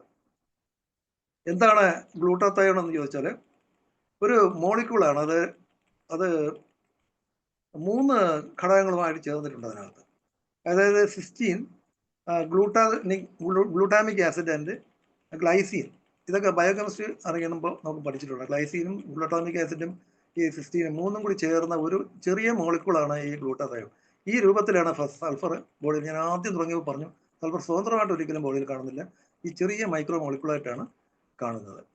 ഇതിനെ ഗ്ലൂട്ടാത്തയോൺ എന്നാണ് പറയുന്നത്. ഇത് നമുക്ക് വളരെ പ്രധാനപ്പെട്ട ഒന്നാണ്. ഇതിനെ ഉള്ള പ്രത്യേകിച്ച് ഗുണമെന്ന് വെച്ചാൽ ഇതൊരു ആന്റി ഓക്സിഡന്റ്. ഈ ഗ്ലൂട്ടാത്തയോൺ മാത്രം പ്രോഡക്റ്റായിട്ട് കണ്ടമാനം കഴിക്കുന്ന ആൾക്കാരുണ്ട്. അത് കൊള്ളാമെന്ന് പറഞ്ഞു. അത് ഞാൻ മുമ്പ് ഒരു ക്ലാസ്സിൽ പറഞ്ഞു. നമ്മൾ ഈ വേരിൽ മേൽ കൊണ്ടുവന്ന്, അല്ല പൂവിന്മേൽ കൊണ്ടുവന്ന് വളം ചെയ്യുന്നത് പോലുള്ള ഒരു കാര്യമാണ്. ഏറ്റവും അപകടമാണ്. എന്നാൽ നല്ല ഫലം പെട്ടെന്ന് കിട്ടിയേക്കാം. ഈ ഫ്ലറിഷ് ആയിട്ടുള്ള ലീഫ് ഫീഡിങ് ഒക്കെ ഇപ്പോൾ കണ്ടമാനം ഇറങ്ങും. ഇപ്പം നമ്മുടെ ഈ ഹോമിയോപ്പതി അഗ്രോ കെയർ എന്നൊക്കെ പറഞ്ഞ് ധാരാളമായിട്ട് മെഡിസിൻസ് വരുന്നുണ്ട്. അവയെല്ലാം തന്നെ ലീഫ് ഫീഡും മറ്റും ചെയ്യുന്നുണ്ട്. എന്താണ് അതിൻ്റെ യഥാർത്ഥ പ്രാക്ടിക്കൽ പ്രിൻസിപ്പിൾ എന്ന് പറയുന്നത്? എനിക്ക് തോന്നിയിട്ടുള്ളത് ഇതാണ്. ഇവ ഗ്ലൂട്ടാത്തയോൺ കഴിക്കുന്നവരാണ്. നമ്മളിപ്പോൾ ഗ്ലൂട്ടാത്തയോൺ കൊള്ളാം എന്ന് പറഞ്ഞിട്ട് ഗ്ലൂട്ടാത്തയോൺ ഒരു 100 ml കഴിച്ചാലേ വിവരം അറിയും. പക്ഷേ അത് പ്രോട്ടീൻ, ശരിക്കും പ്രോട്ടീനിൽ നിന്ന് വരുന്ന ഒരു ബോഡിയിലെ പ്രോട്ടീനാണ്. ആ മൈക്രോ മോളിക്യൂൾസ് ആണ്, അമിനോ ആസിഡ്സ് പോലും അല്ല. അവരുടെ സിന്തസിസിനും മറ്റും ഉപയോഗിക്കുന്നത്. അതുപോലെയാണ് ആന്റി ഓക്സിഡന്റ് ആയിട്ടും. പിന്നെ ഇതൊരു ട്രൈപെപ്റ്റൈഡ് ആണ്. അപ്പോൾ ഇതിനെ ഇത്രയും ആണ് ഗ്ലൂട്ടാത്തയോണിനെ കുറിച്ച് എനിക്ക് പറയാനുള്ളത്. എൻസൈംസിൽ ഇത് ഉണ്ട്. പിന്നെ മിൽക്ക് ഡൈജസ്റ്റിംഗ് എൻസൈംസ് എന്ന് പറഞ്ഞ റെനിൻ, ആൻജിയോടെൻസിനും റെനിനും ഒക്കെ നമ്മൾ വായിച്ചിട്ടുള്ളതാണ്. ഫോസ്ഫറ്റേസ് എന്ന് പറയുന്ന ഫോസ്ഫറസ് ഞാൻ നേരത്തെ പറഞ്ഞു, അതിലും സൾഫർ ഉണ്ട്. ഇൻസുലിനും സൾഫർ ഉണ്ട്. ഇൻസുലിൻ ഒരു സൾഫറിന്റെ കോമ്പൗണ്ട് ആണ്. Bile mucin from tissues conditions of cartilage contain sulfur are structural compounds. Structure എൻ്റെ ഘടനയിൽ ഈ മ്യൂസിൻ എന്ന് പറയുന്ന മ്യൂക്കസ് എപ്പോഴും നമ്മുടെ മൂക്കിൽ നിന്ന് വായിൽ വരുന്ന മൂക്കള, ബൈൽ അല്ലെങ്കിൽ പിത്തം, ഇതിലെല്ലാം ഈ സൾഫറിന്റെ പ്രധാനമായിട്ട് ഉള്ള സാന്നിധ്യമുണ്ട്.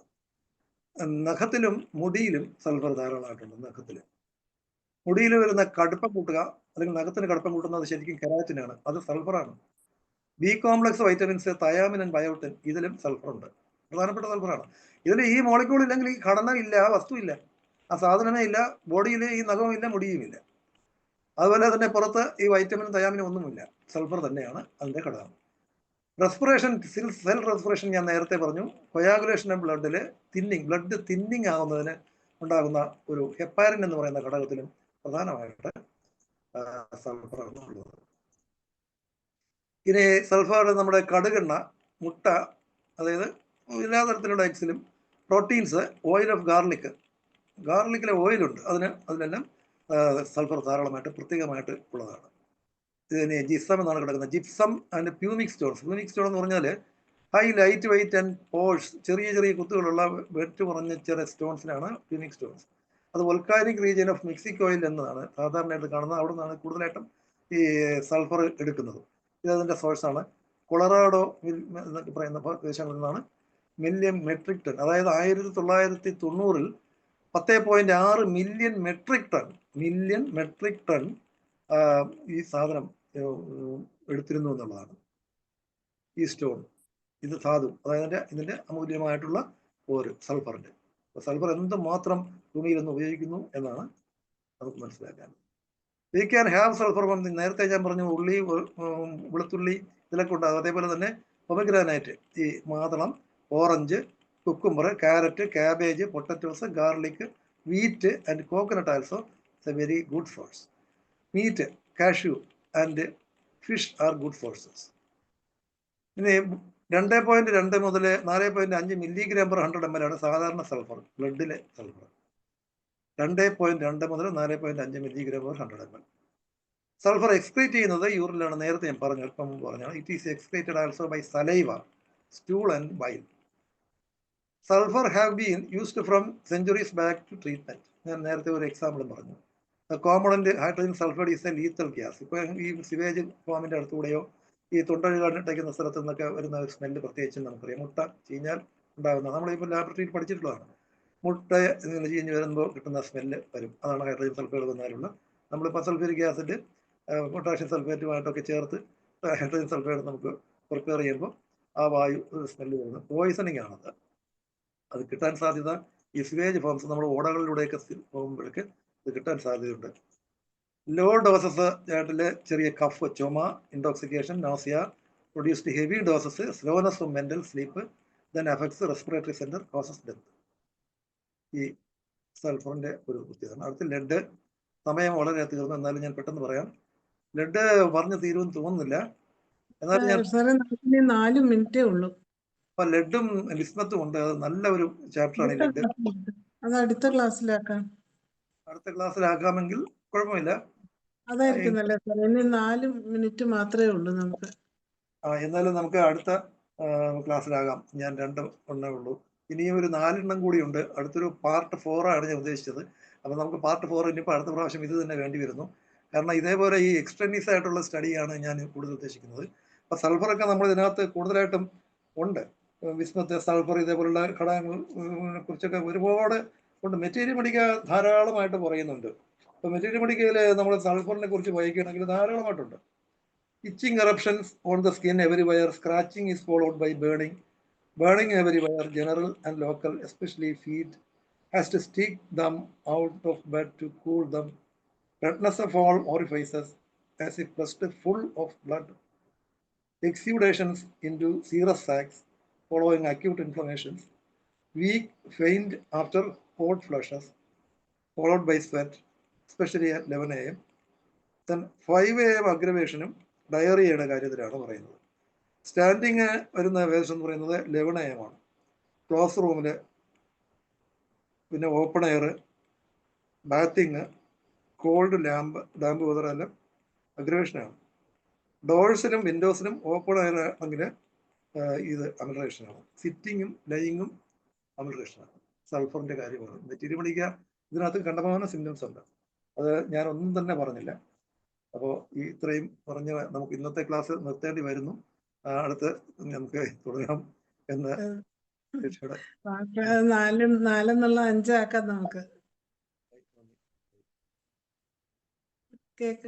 കാരണം ഓടിച്ചു പോയിട്ട് കാര്യമില്ല ഡോക്ടറെ. കാര്യം സ്ലോ, ഇപ്പൊ പറഞ്ഞ പോലെ സ്ലോ ആയിട്ട് പോവുകയാണെങ്കിൽ 2 എലമെന്റേ ഉള്ളെങ്കിലും അത് ഡീറ്റെയിൽഡ് ആയിട്ട് മനസ്സിലാക്കാൻ പറ്റും. അതായിരിക്കും നല്ലത്. ഇനി ആർക്കെങ്കിലും എന്തെങ്കിലും സംശയമോ എന്തെങ്കിലും അഭിപ്രായമോ പറയാനുണ്ടെങ്കിൽ ഒന്ന് ഹാൻഡ് റൈസ് ചെയ്യണം. ഹാൻഡ് റൈസ് ചെയ്യുന്നതിന് ആ സമയത്തിനുള്ളിൽ ഒരു കാര്യം പറയാനുള്ളത്, നമ്മളുടെ 5th ആനിവേഴ്സറി സെപ്റ്റംബർ 28-ാം തീയതി ഈ ഞായറാഴ്ച താജ് വിവാന്തയിൽ വെച്ച്, കൊച്ചിയിലുള്ള താജ് വിവാന്തയിൽ വെച്ച് നടത്തപ്പെടുന്ന കാര്യം എല്ലാവർക്കും അറിയാവുന്നതാണ്. ഇനി ആരെങ്കിലും അതിൽ രജിസ്റ്റർ ചെയ്തിട്ടില്ല എങ്കിൽ എത്രയും വേഗം രജിസ്റ്റർ ചെയ്ത് ഈ ഒരു സംരംഭത്തിൽ പങ്കെടുക്കണമെന്ന് അപേക്ഷിക്കുകയാണ്. ഇനി ആർക്കെങ്കിലും എന്തെങ്കിലും സംശയമുണ്ടെങ്കിൽ ഡോക്ടറോട് ചോദിക്കാം. നമുക്ക് 2 മിനിറ്റാണുള്ളത്. ആരും ഹാൻഡ് റൈസ് ചെയ്തിട്ടില്ല. അജിനി ഡോക്ടർക്കൊരു നന്ദി പറയാമോ? ഇനി 1 മിനിറ്റേ ഉള്ളൂ. അജിനി ഡോക്ടറെ, അജിനി ഡോക്ടറെ.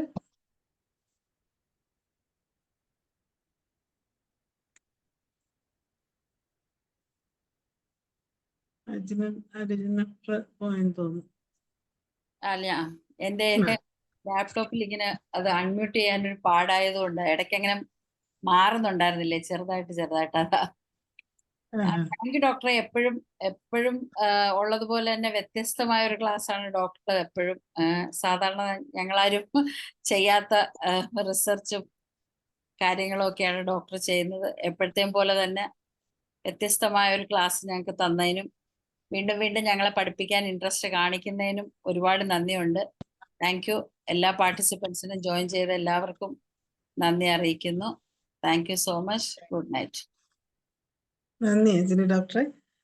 എന്തായാലും അജിനി ഡോക്ടർ പറഞ്ഞ പോലെ ഒരു വ്യത്യസ്തമായ ക്ലാസ് നമുക്ക് തന്ന ഡോക്ടർക്ക് ഒരിക്കൽ കൂടി നന്ദി അറിയിക്കുകയും ഡോക്ടറുടെ ബാക്കി ക്ലാസ്സുകൾക്ക് വേണ്ടി ഞങ്ങൾ കാത്തിരിക്കുകയും ചെയ്യാണ്. നമ്മുടെ 1850-ാം സൂം വെബിനാർ വളരെ നല്ല രീതിയിൽ ഇവിടെ അവസാനിക്കുകയാണ്.